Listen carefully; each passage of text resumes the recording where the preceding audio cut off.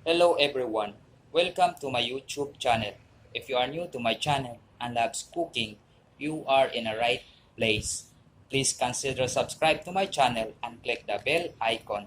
By doing so, every time we upload new videos, you are the first to notify. Today, I will share to you a recipe about banana blossom in coconut cream. Let's prepare the banana blossom by filling the purple cover and its florets.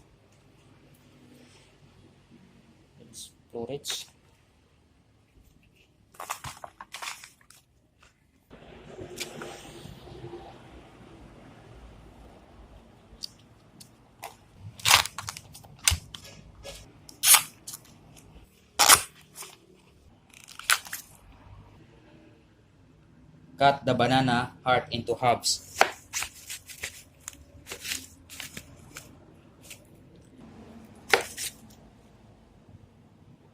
Sunda ko.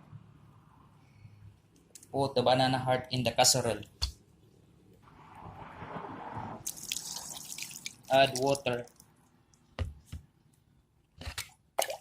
Make it sure that the water covers over the banana heart.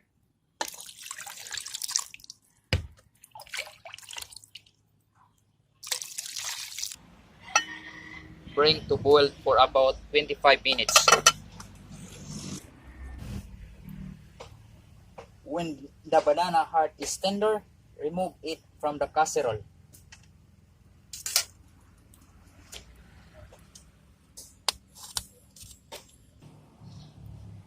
Let it cool and then take out the core part of the banana blossom.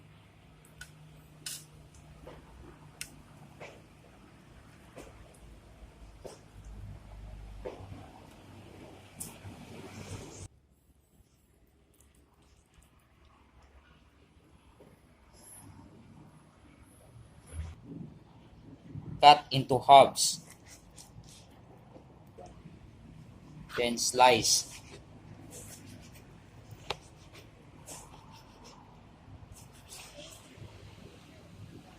Squeeze to remove the sap.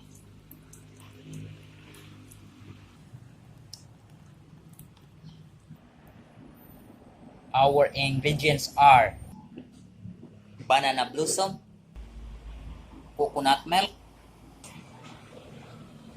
red onion, garlic,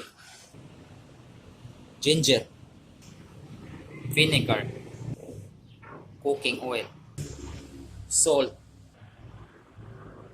and black pepper. Heat oil in a cooking pan.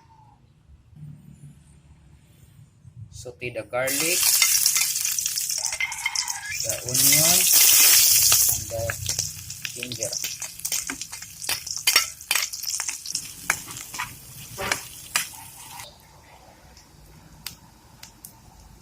Add the banana heart.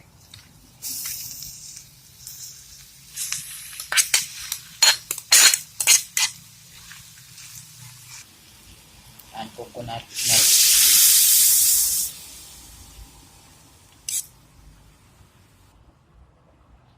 Bring to boil for 10 minutes. Season with salt and black pepper. Then add the vinegar. Simmer for about 5 minutes. Now our banana blossom in coconut cream is done. Transfer it to the serving plate or serving bowl.